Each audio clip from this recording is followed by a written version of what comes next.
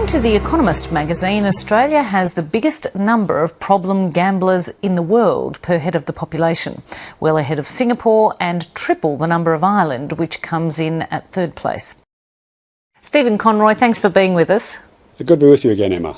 How do you feel when you see gambling identity Tom Waterhouse signing autographs for children at sporting events? He's now more famous than some of the sporting heroes themselves. Well, I think what that demonstrates is that there's been an overemphasis on the amount of advertising of both the live odds and the gambling ads. I mean, I've said now for a number of years that I think people and parents are sick and tired of having gambling advertising rammed down their throats. So when we put in place the process to consult on the new code, this is exactly why we wanted the public consultation as part of this new code process. So we're very pleased that the community has strongly expressed its view through the course of the last few months. So let me get this clear. You're okay with children watching gambling ads as long as there's no live betting odds given? Well, I think the focus has become the live odds plus the gambling during play has meant that there's been an extraordinary intensity. So what the Prime Minister announced yesterday was there'll be no live odds at all from the moment the players run on the pitch to the time they're off. There will no longer be any banner that scrolls across the bottoms of screens which advertise during the play, whether it's live odds or a generic gambling company. And also, and this is where there's a little bit of confusion, at the moment there's sometimes breaks in play caused by tries or goals in the AFL in particular, and there's ads then. And what we've made very clear is there's to be no gambling ads at all in those particular times. So you can watch an entire match and not see any gambling advertising now. Yes, they can still do it. Yes, they can still generically advertise gambling ads in half-time breaks or quarter and three-quarter if it's the AFL. But it's the intensity that has occurred in the lead-up, during a try scored or a goals kicked. I mean, it's that sort of intensity that I think has really pushed the Australian public and families with kids in particular to a point where they've said no more, and that's what they've clearly expressed in this public consultation process which is just completed. What the public did clearly express was support for a complete ban on gambling advertising. 84% in that recent survey said at the very least they'd like to see no gambling ads at all during children's viewing times. Why haven't you taken this opportunity to heed the call, the direct call from the community? Well, we've had to balance a number of competing views on this. Well, some would actually argue that we've gone a bit further because we're actually banning live odds and gambling ads during play after 8:30, 9 o'clock. So we've actually taken it further. So we're looking at it from the perspective of, okay, sporting event. We've also got to look at it from the perspective of companies are bidding increased amounts of money to buy the live sport, and we want to ensure that those key iconic matches stay on free-to-air television. We want to make sure there's a balance between the commercial issues and also making sure that gambling ads aren't being rammed down people's throats. I mean, we need to be clear, the sort of intensity that you were starting to see, particularly in the NRL, was way too much. And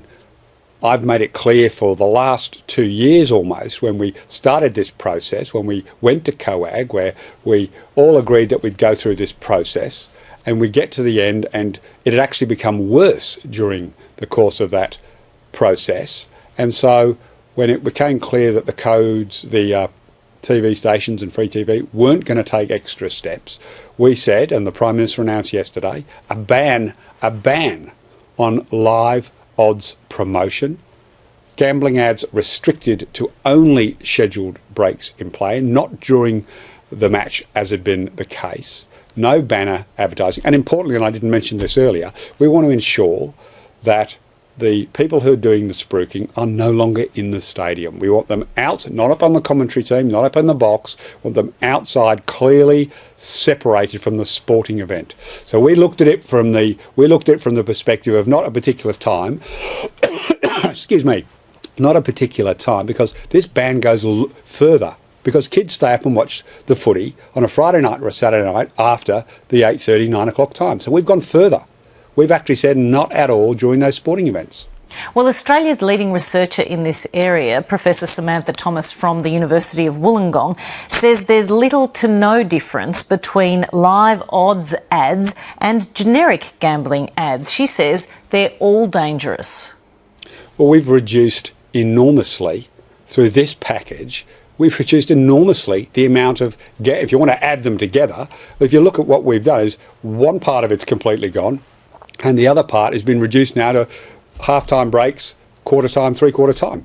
So the total reduction, if you want to lump them together in the way that you've suggested, is a massive reduction in the total amount of advertising. A massive reduction.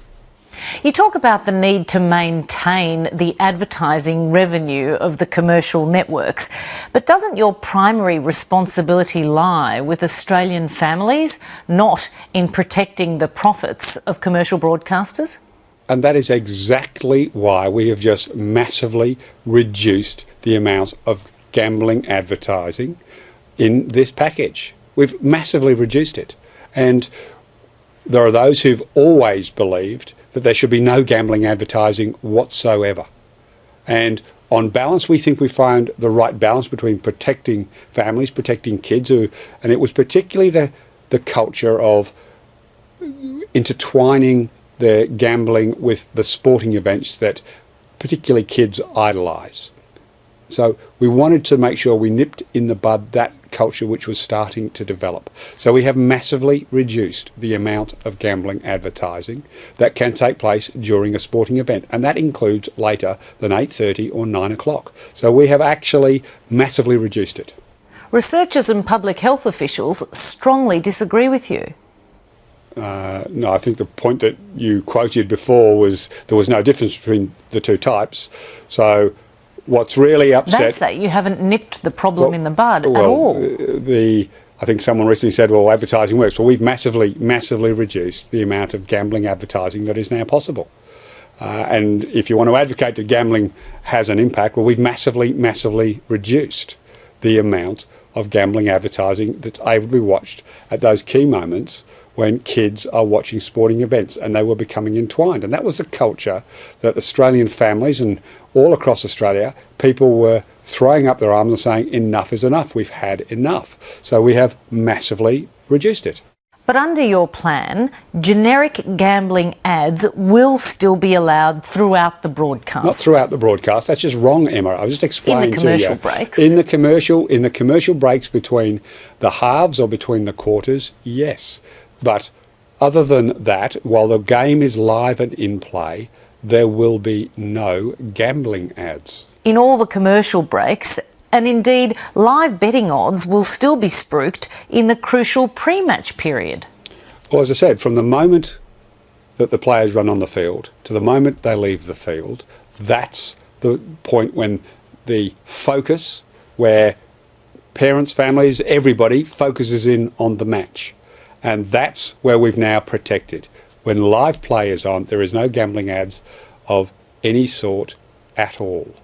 And yes, there are some, half-time, quarter-time, accepting that. We're trying to find a balance between all the different concerns that people have. And we think we found the right balance. But for those who believe there should be no gambling advertising at all, well, obviously they're going to disagree. Why does gambling advertising have a place where tobacco advertising no longer has? Well, the tobacco advertising was dealt with many years ago now. I mean, it's been a long time since we've had tobacco advertising. But what we've done is massively reduce, and even later than people have been advocating,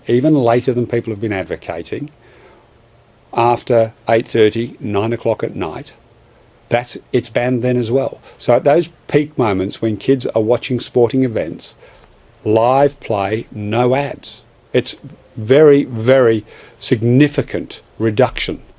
Senator, a comprehensive report by a Canadian research centre found that the prevalence of problem gambling is 3 to 4 times higher among internet gamblers than non-internet gamblers.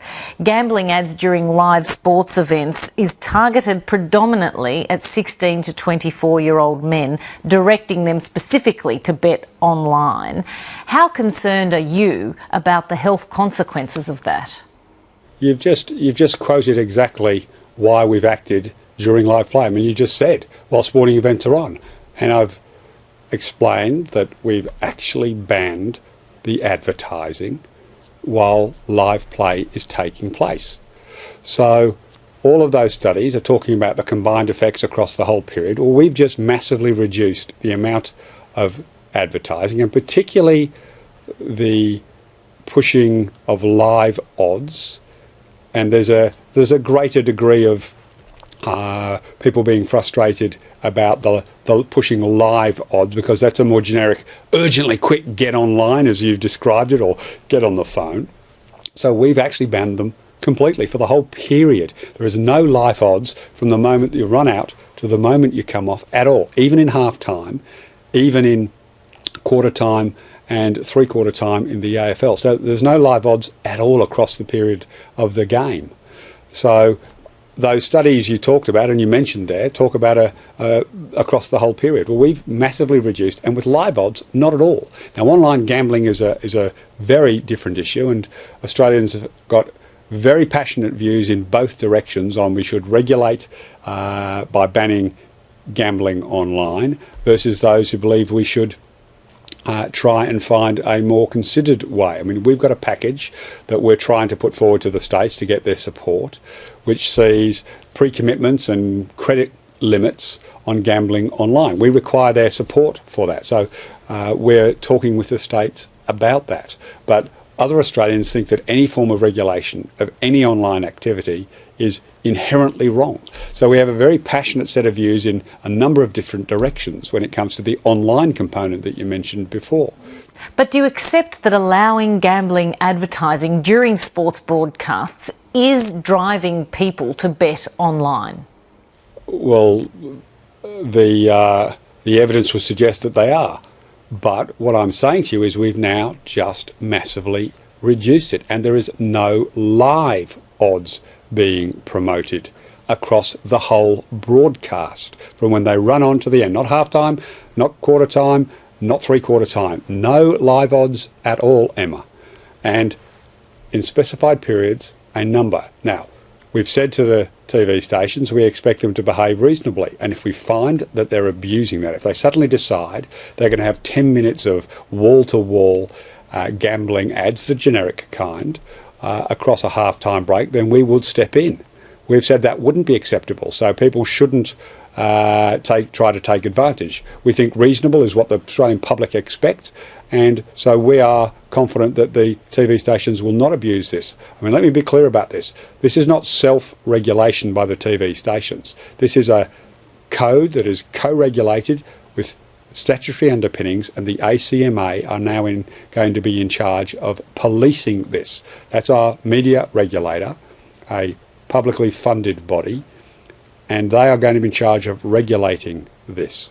I'll point you to another study. Researchers at the Monash Alfred Psychiatry Research Centre found that 1 in 5 suicides in Australia is linked directly to problem gambling. How is this issue any less a health concern than cigarette smoking, the advertising of which was banned entirely 20 years ago? Well, the point that you keep linking is studies and outcomes. I'm saying we have just massively reduced the amount of gambling advertising that is possible. Massively reduced it, and massively reduced it at the peak times. I mean, you quoted the study before about the ads are targeting 16 to 24-year-old males during a sporting broadcast. So I say again, Emma, what you're seeing here is a massive reduction in the amount of gambling advertising across a sporting broadcast. What we've seen over the last 12 months or so, and particularly the last few months, has created a huge public outcry, and we've responded to that. But we've achieved, we believe, the right balance between all the competing arguments. We'll have to leave it there, Senator. Thanks so much for your time. Thanks very much, Emma.